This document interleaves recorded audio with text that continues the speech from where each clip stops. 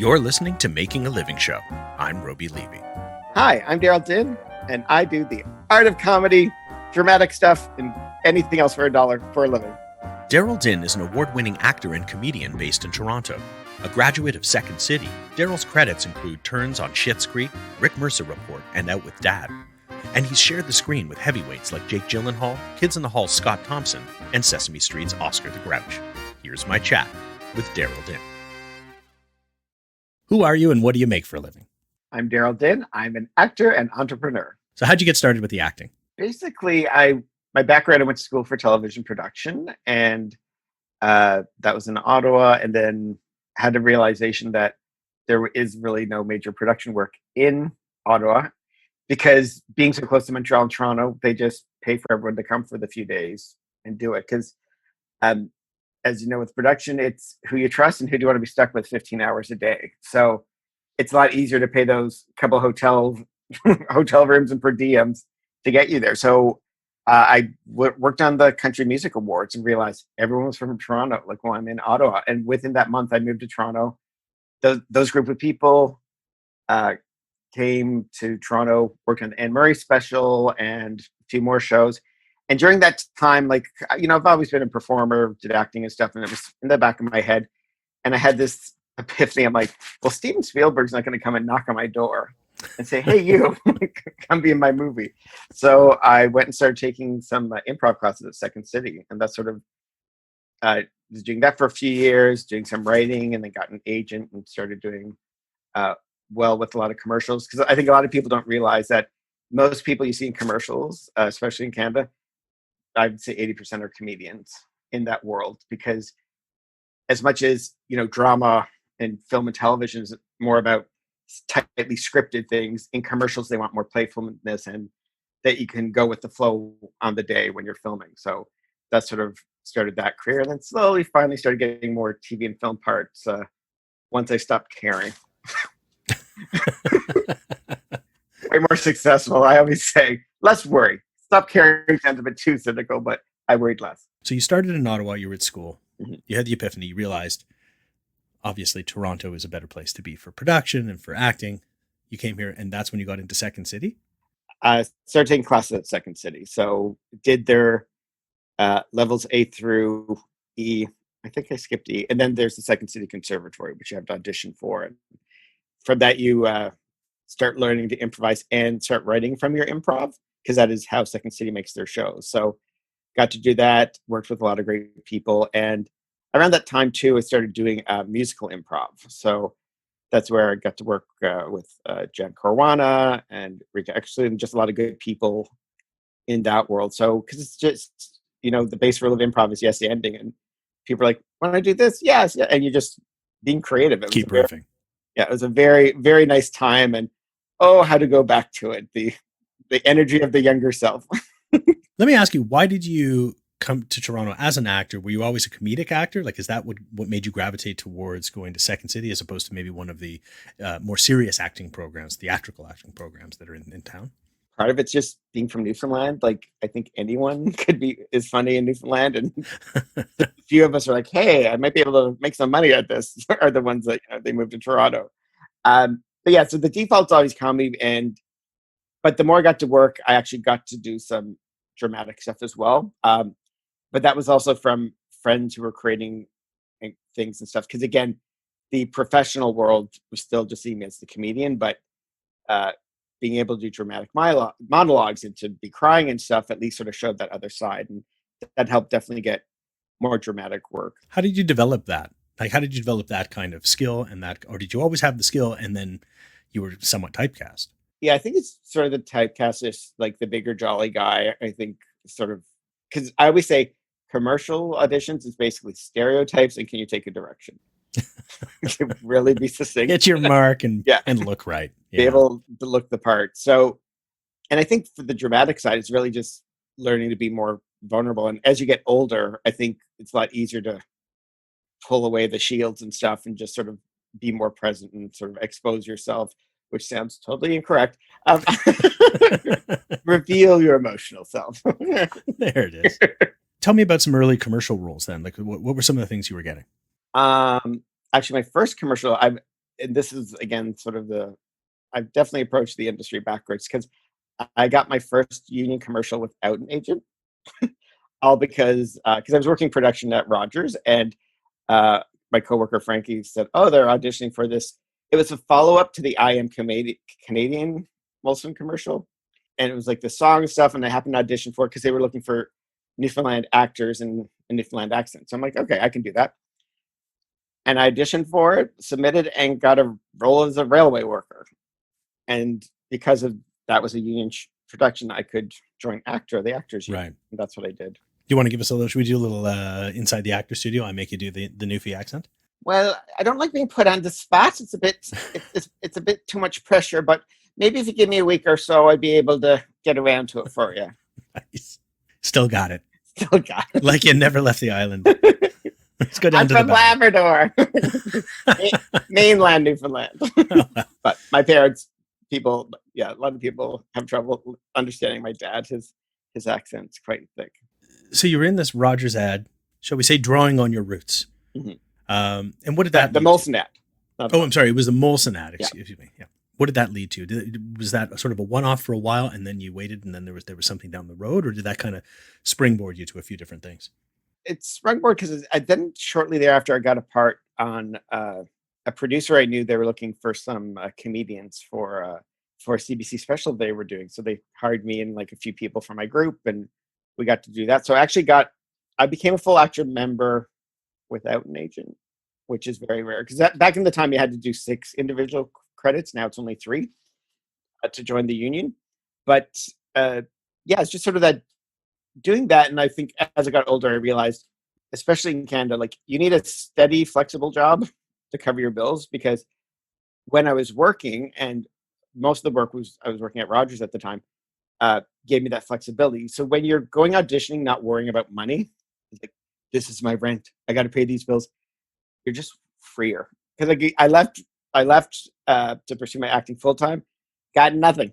Went back to Rogers, booked a lot of stuff. Like it's just funny because there's that people can smell desperation. Yeah, it's like, the confidence. Yeah, you are sending a vibration like, I need this for my rent. And so that was a great lesson. But also, I think in Canada, like, there's not a lot of work because even though the day rate's great, like, probably roughly like you're getting $800 to $1,000 for the day, which sounds impressive. But if you're only booking 4 or 5 days work a year, that's not. It's nice bonus money, but that's not a living. So what do people do then? What did you do for a living along the way? You said you were doing some work at Rogers. Yeah, I was doing production work at Rogers for the most part, and then started doing some like web design work for people and editing demo reels for other actors and stuff. So it's always fun, but it's also, helps pay the bills. But I think sometimes that's its own energy of managing that beast, and you're managing a beast that you might not be that concerned about. Because I'd rather be focusing on, your craft of like, acting, writing, and those things versus trying to finish a web page. And also realizing, I think as a creative person and, trying to make a living, the cheaper your prices are, the cheaper your customer is. The most trouble I've had are the people who I was charging the least to. So that definitely made me start charging more, and just because I think then people value what the work you're doing more, because if it's too low, they just think I don't know, it's a weird switch in people's brains. So at least if they know they're paying a premium price, you're giving them premium service, and somehow everyone seems to respect each other a lot more. Do you find that's the case as well in the acting world, in film and television land? Yeah, well, on one level, because again, being in the union, there's base fees and stuff. And again, if they can get away with the base fee, they will. And I was lucky for a long time. I was doing a series of commercials where I was getting triple scale, which was not unheard of, but not that common. Especially, it's more uncommon now. How were you getting that versus getting scale? What had changed? I think they started off doing maybe like scale and a half or double. Like it's sort of that. I think just to entice better people to audition, like people who might not normally do a commercial, like because that's really where you're making your money in Canada. Is you're probably doing a few commercials a year, because commercials pay you every 3 months as long as they're on television or airing, new media or radio. Yeah. So those things.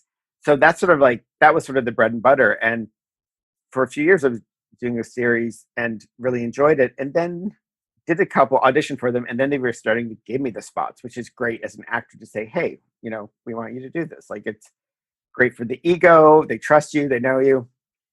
And then one time, and also when I switched agents, so you start, when anything changes, you start over theorizing like what happened. But I was switching agents and I hadn't met the commercial agent yet. And she's like, I got a great commercial for you. It's like, it's this commercial, the one I was already in, and it's paying double scale. I'm like, well, I'm getting triple scale. But they started making me audition again. So that was annoying. Who did? The agents or the It's a production production side? company. It's all Yeah. production. And I was just a bit annoyed because I'm like, no one else in this production is making a third less suddenly. So, but I think it's very easy to try to justify or blame like the actors, even though there's agencies and producers and like there's so much money involved. So I always find it weird when they're trying to cut the person probably making the least Right. in that world. Like other than probably a production assistant on the commercial, like the camera people, body people, everyone's getting a decent day's wage. So it is sort of, even though you're the front and center of the product, they don't seem to care. Well, so when you're in a situation like that, and whether you've been on a series for a while, a series of commercials, or if you're coming into something where you're, let's say, undervalued, Mhm. where do you look for inspiration in those circumstances? How do you get through it? What's the process of actually being able to deliver and bring the goods? Yeah, because I think my big thing is a mix of just avoiding it. Like I think there's definitely times when I started out earlier, you'd sort of smile and sort of eat your shit sandwich and go along with it. But as we've gotten older, you're just like, no, because I don't like how I feel afterwards, and um, you just become resentful. Have you ditched projects entirely just because they weren't paying right, they weren't seemingly respectful, they were going in a different directions? I'd say it was a lot easier when you had other money and work. I think when you don't have those options, that's when you tend to grovel and accept things you probably normally wouldn't if you had extra money in the back, extra money in the bank. And that's why, as much as I love doing the commercial and stuff, it was nice to start just doing more TV and film. And so what was your foray then into film and television? How did it kind of shift? I think just being around so long, I think people start realizing, because especially with the bigger agencies, they have their TV and film agents and they have commercial agents. So they are basically siloed. So I think the good thing is being with a smaller agent, they would be able to send you up for both or believe that you could do the roles. And I think just being around so long, they knew who you were, get you in the door. Because again, they're getting hundreds of people submitted per part, and they're probably only bringing in 5 to 10 people to audition. So just even being able to get an audition, I think a lot of actors need to realize like that alone is something to be proud of. Now, again, you're still thinking about the part, but it's just getting in the doors is half the battle. What can you do to better your chances then to get in the door? I mean, you said you've been around, you persevered. Is that really the trick of it? Making sure that you're seen by enough people? For the bigger things, because I was lucky enough to get a part in Enemy, which was directed by Denis Villeneuve, starring Jake Gyllenhaal. And that one, I spent around $100 to hire an acting coach to help me prep for that, because I think for big things like that, it is worth the investment to do it. And luckily, like if you have the money, I think you can. And because I've taken many classes, and it's great to watch other people perform, but there's also a point where I just want an hour to focus on me. And that's to have like someone you respect and trust guide you and sort of just question you and challenge you. Because I was auditioning for a cashier, which sounds so simple, but they are the hardest auditions because being normal, playing normal, like fine, but like you'd rather be playing the Joker because that you can just sink your teeth into and just go for it. But playing average person trying to look natural in this film, that can be the challenge. And it was great because my acting coach just helped me break it down because there's video clerks. So it's like you're looking at the computer, type the name, like just it slows yourself down because I think as actors you're nervous usually when you're in an audition and you go too quick. And to be able to sit in it and go, you're looking for that. Oh, but there's 3 titles, but there's only 2 in the show. Like just those little thoughts in between of your inner monologue. Like that really helped slow me and grounded me in that audition, and was worth $100. Now, Right. You landed it. yeah, and it's get to brag that I've worked with these like Oscar nominated people, so it's great. And it was funny too because it was only in that movie. I think there was only like 10 or 11 actors, so to be one of the names on the credits, you're like, great, this looks really impressive. Um, but definitely, I think there's a point where, yeah, general acting classes are great, but I think the more you do it, it's better just to spend your time on coaching. And in general, you find acting classes, coaching, and things like that. These are helpful things, and they're helpful not just in the early parts of your career. There's something that you actually employ on a regular basis. Is that right? There's still a business that feeds off of the aspirational actor, be it for photos and coaching and stuff. So there's a lot of money to be made, and I think sometimes not fully ethically or honestly. Like there's probably people that will never get work, but people will take their money and coach them anyway because they got the money and the enthusiasm. But um, that's what bothers me sometimes. But again, like everyone in this chain is trying to make a living. So, and it's also realizing that casting director had to audition for that job. The director had to audition to the studio to get the job. So it's helped me over the years to realize like everyone has hustled to be here. It's not you against this monolith of the film or production. It can feel like that, I imagine, especially if you're not landing stuff for a while. Yeah, I imagine you can feel like you're on the outside looking in. Yeah, and I think I've been very fortunate that out of the gate I was pretty consistently getting work. And I think being more of a character actor, I was getting, maybe 1 out of 10 auditions, which is a good ratio. But if you're like regular handsome looking Joe, that ratio might be like 1 in 50 or 1 in 100. And if those were my odds to begin with, I'm pretty sure I would have quit very quickly. So you think having an interesting look and having a standout look and a standout sound, a standout type of character you're putting across, that makes a big difference for you. Yes, because those parts aren't as often, but there's fewer people for those parts. So it's sort of a numbers game. So even though the person next to you might be going out 5 times more, their odds are so much lower to book that. So, uh, and that was really helpful. And yeah, so probably I would say maybe 3 years ago, like things seemed to have slowed down.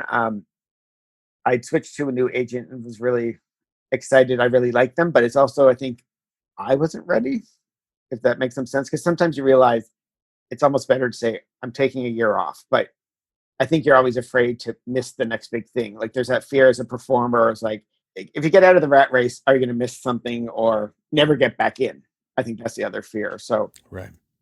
when I wasn't getting as much work, I decided to go back to school. I did the advanced script to screen, a graduate certificate at Centennial. And it's an 8-month course. And because I figured get a student loan, there's the grants that would at least, give some financial stability for those few months. And just to be creative and be forced to a deadline. And in 8 months, I walked out with 3 short films that I wrote and directed and starred in. Had you written or directed before that time? It's weird. At first, I would say no. And then it's only when I looked back on certain things I did, I'm like, oh, I did direct these things. Like, but I just never called myself a director. Even though I wrote these shorts, I directed them, edited them. I never, until probably a year or so ago when I was putting my directing resume together, I'm like, oh, I've done other things than just school. Like, why do you think you didn't take credit for those things? I think just having a background in production, like it was just doing a bit of everything. So it was never about like, I need the director title or I need this. It was just sort of just get it done. And luckily I had most of the skills that I could get it done. Yeah, I relate to that. I mean, in a lot of our projects that you and I have worked together on a number of things, you just wind up wearing a lot of hats because you don't have a lot of money and you need to get the thing done. And so, yeah, you know how to cut it, or you know how to shoot it, or you know how to light it or sound or anything. And you just wind up doing those things. And if you actually took credit for all the things that you did, well, the credits would just have your name scrolling for like 10 minutes at the end of a 2-minute piece. Yeah.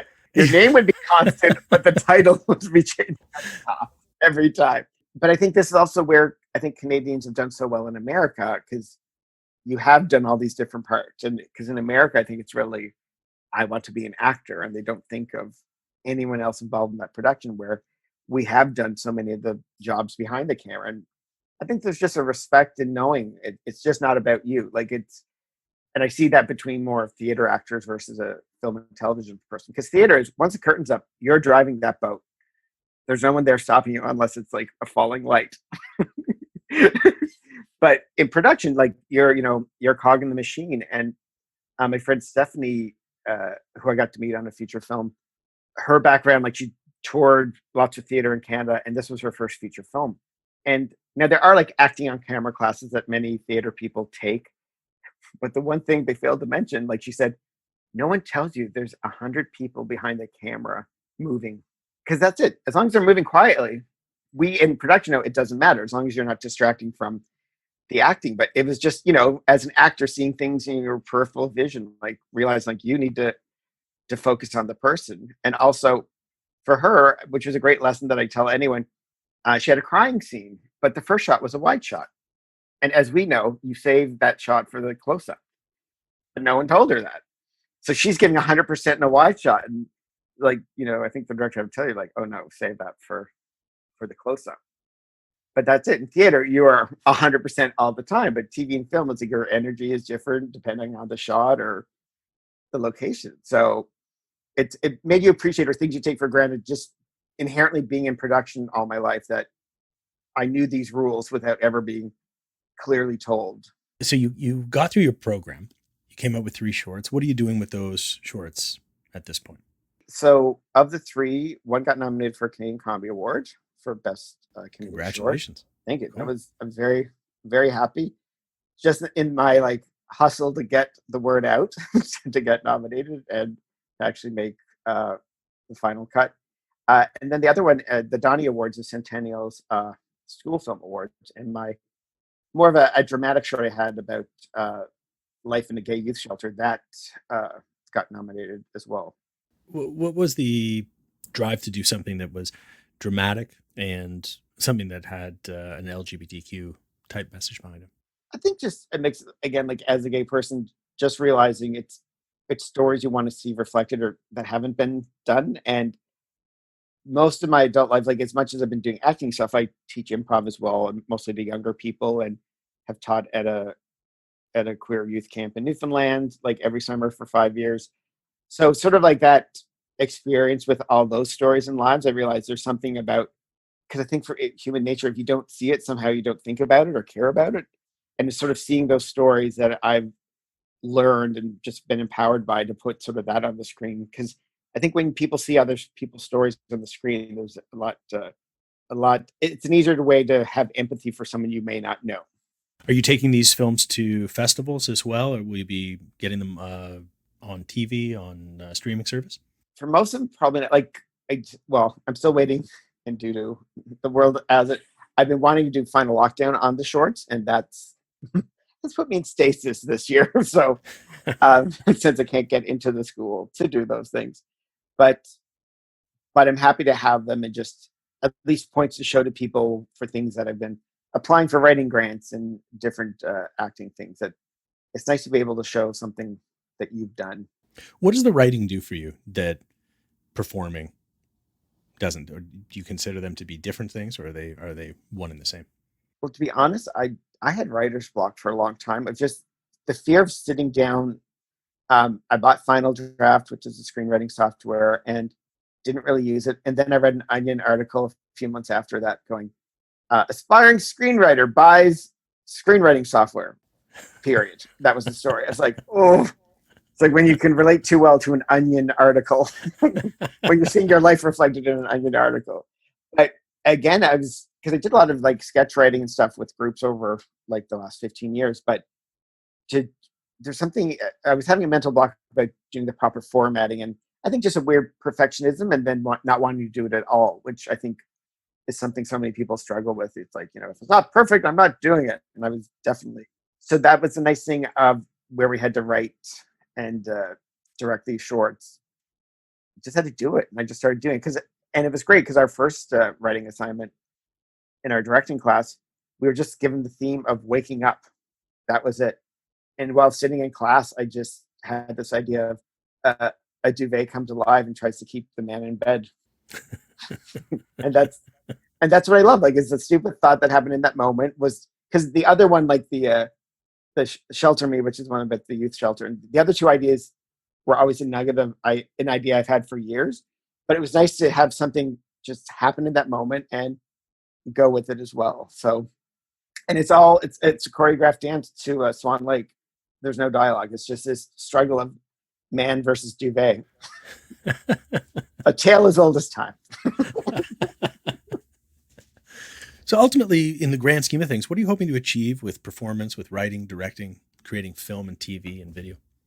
Well, and it's funny because I really thought going back to school, part of me was probably thinking winding down the acting or not focusing on it as much and focusing more on production work. And like last summer, I was a driver, production assistant, which I always say, like, because again, it's who you trust. Like, so it's a new group of people, so you sort of have to do the base jobs to show your chops, and it was great. And from that, randomly, I got to become friends with Cheryl Ladd of Charlie's Angels fame.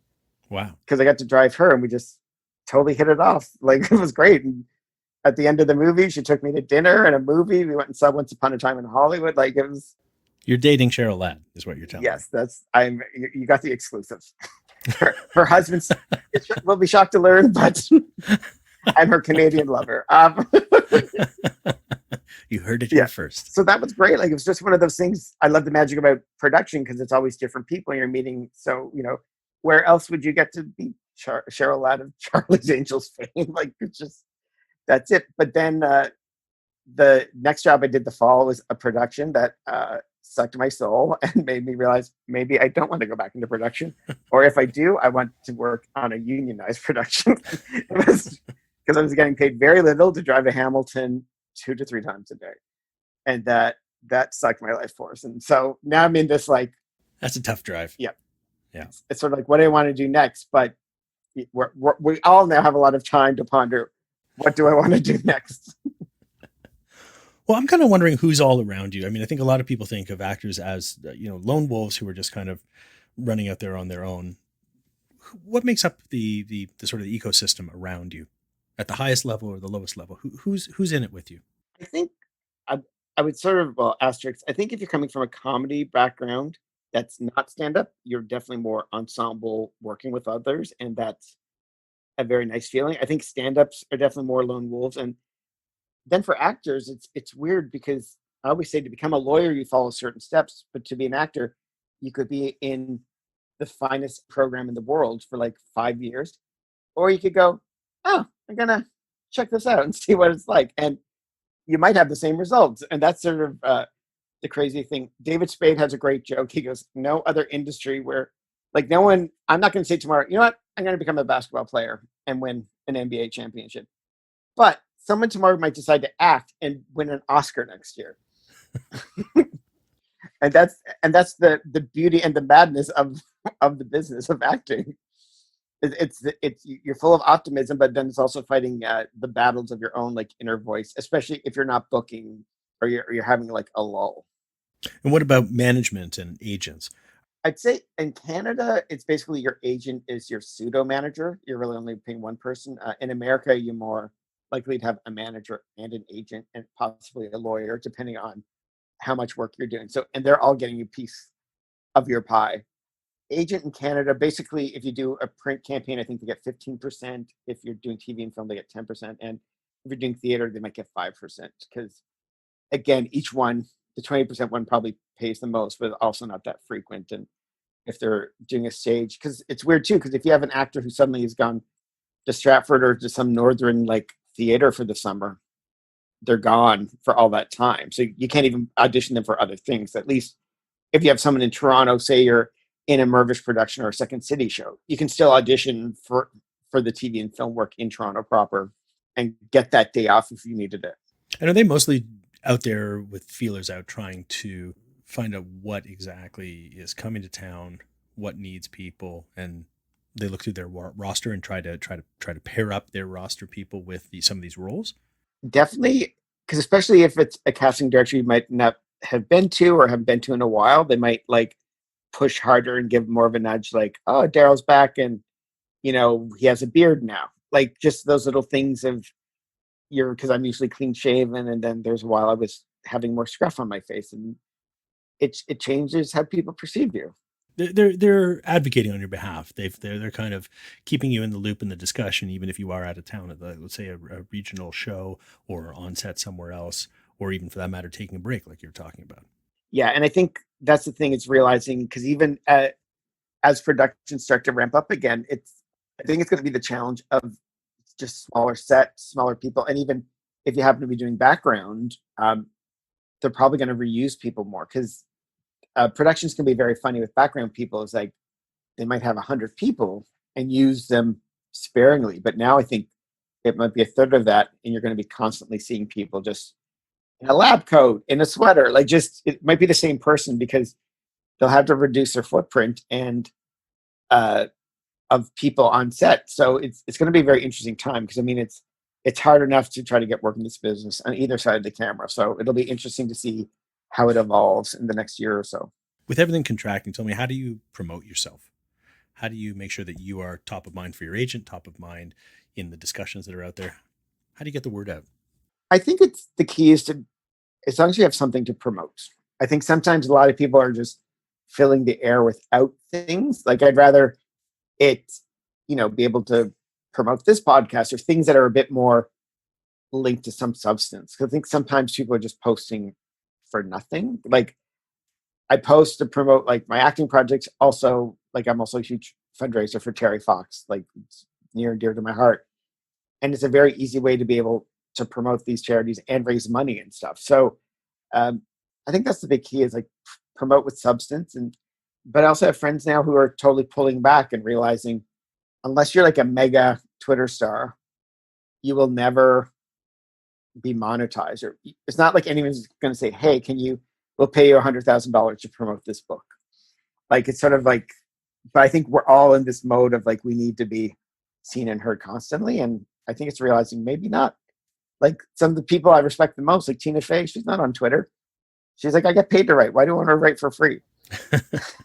Right, but except that you're not Tina Fey, though. No, I'd like to. She's very lovely. I think your point about posting with purpose makes a lot of sense. Someone may not call you and say, I want you to tweet for $100,000, but you've actually raised a lot of money for Terry Fox and a lot of awareness for the Terry Fox run over the years. You've been doing this forever. So you've used what platform that you do have and what contacts and notoriety you do have to raise awareness. So you've certainly pulled off stuff with that. It's true. And thank you for saying. I think it's always easier when it's selfless and not about you, as narcissistic as it can be about. I think as anyone in any business, I think promoting yourself, it's a very weird battle of the heads of like how much is just delusional self-promotion and how much is grounded in like substance of like, okay, this is something worth reading or following. And my big thing, because I have been on TikTok, I'm not posting anything, but just observing how, someone on TikTok might have like 1 million followers, and then you click on their Instagram and it's like 30,000.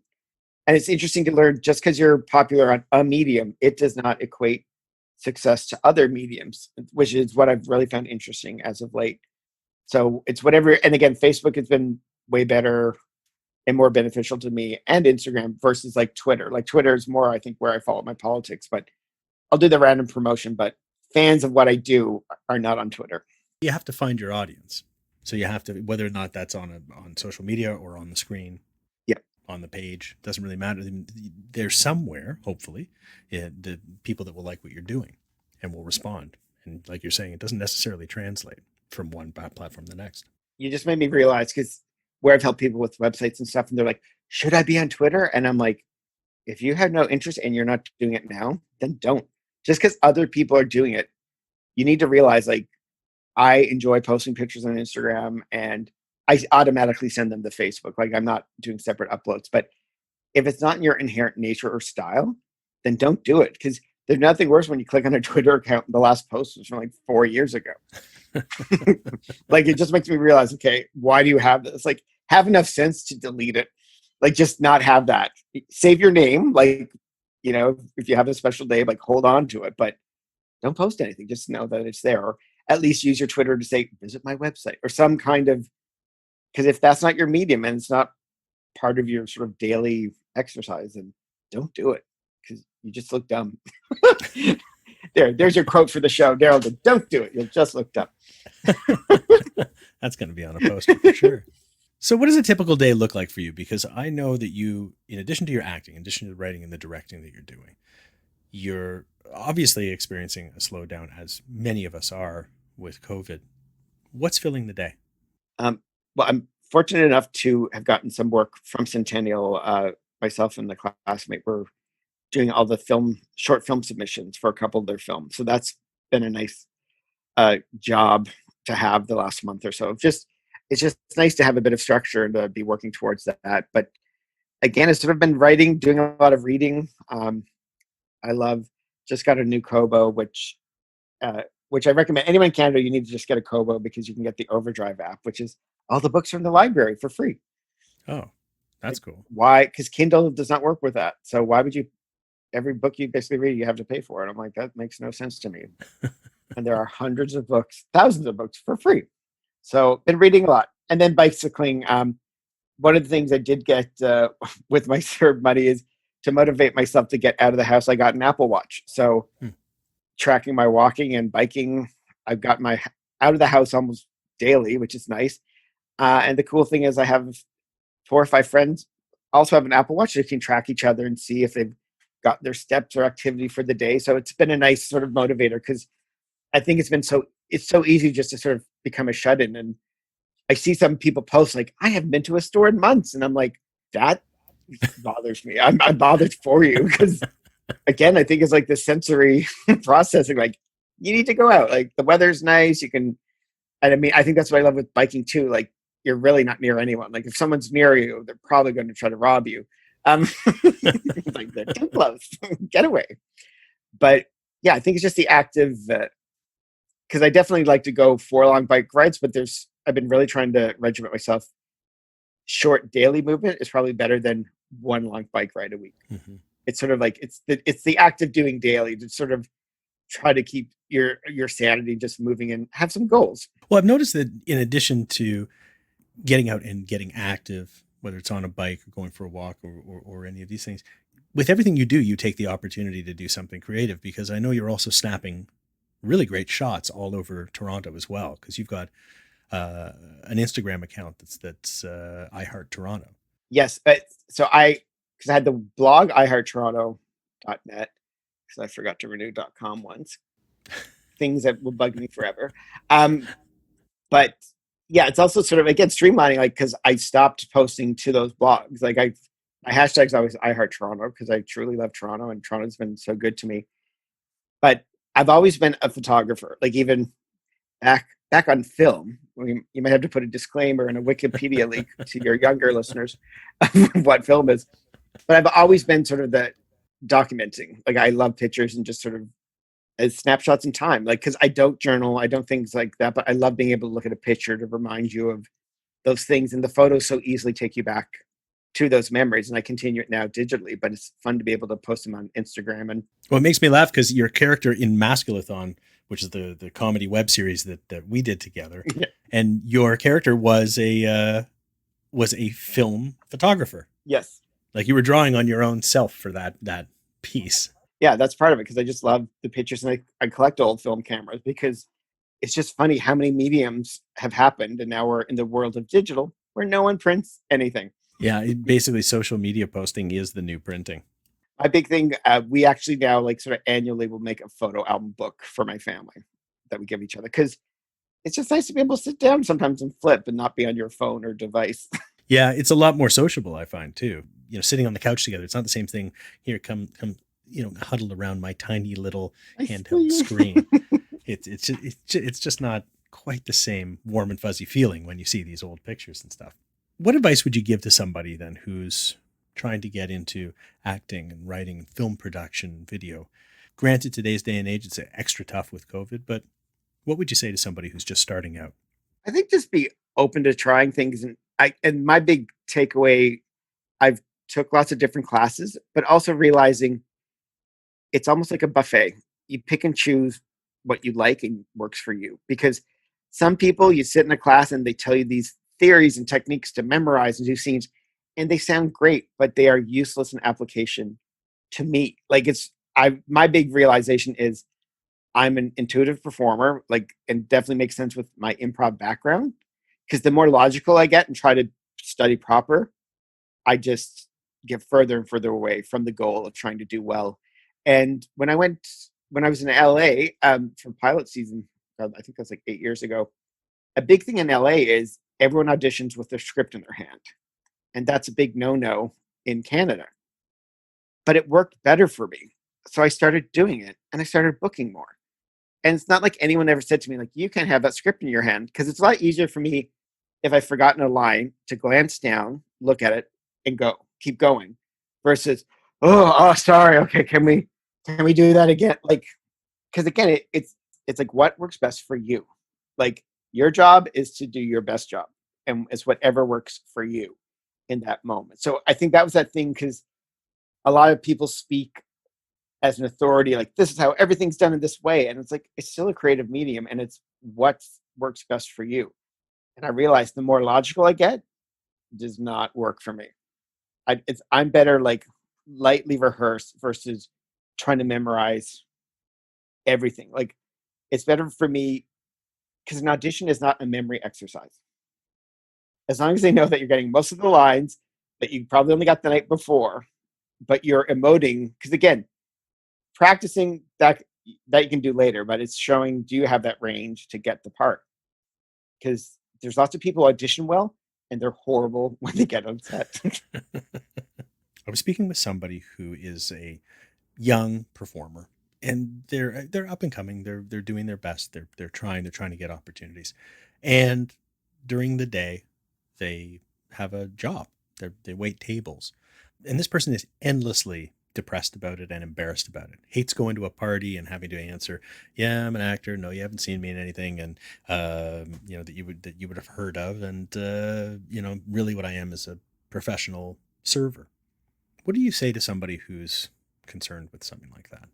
The one nugget I wish that I got sooner in life, but it's a great nugget, is that these other jobs you're doing, like serving, you're underwriting your career.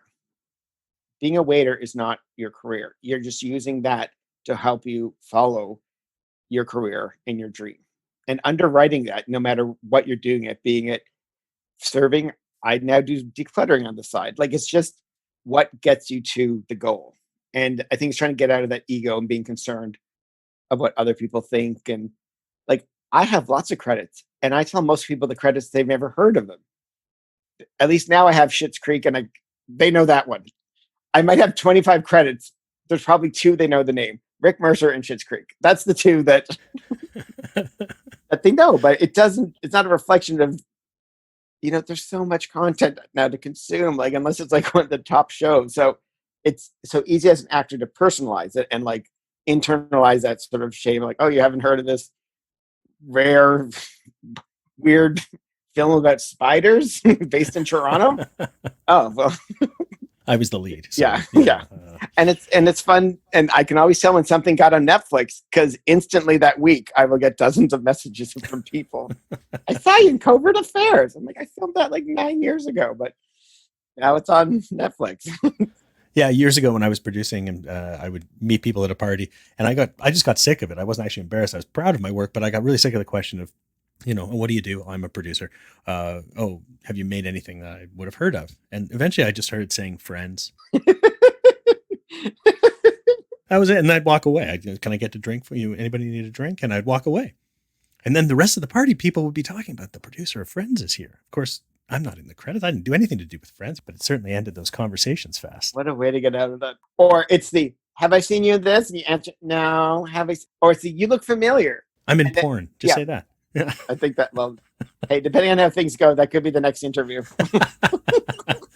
Well, that leads me to my next question, which is, where can people find out more about you? OnlyFans. No. DarrylDinn.com is my acting, writing, directing website. And I'm actually in the process of relaunching DarrylDinn.ca, which is sort of my other jobs for my decluttering and web design work and stuff. So I'll have to just Google Darryl Dinn. You'll find me. You're all over the place. I have all the names. There are no other Darryl Dinn, so at least thankfully I have all my names for most platforms. Well, thanks so much for being on the show and sharing with us how you make a living. Thanks so much, Robbie. Subscribe to Making a Living Show on Apple Podcasts, Google Podcasts, Spotify, Stitcher, and pretty much anywhere else you get your podcasts. For more on the show, visit makingalivingshow.com and follow along on Instagram, Twitter, Facebook, and YouTube. Making a Living Show is produced by Next Exit Media and hosted by me, Roby Levy. Thanks for listening.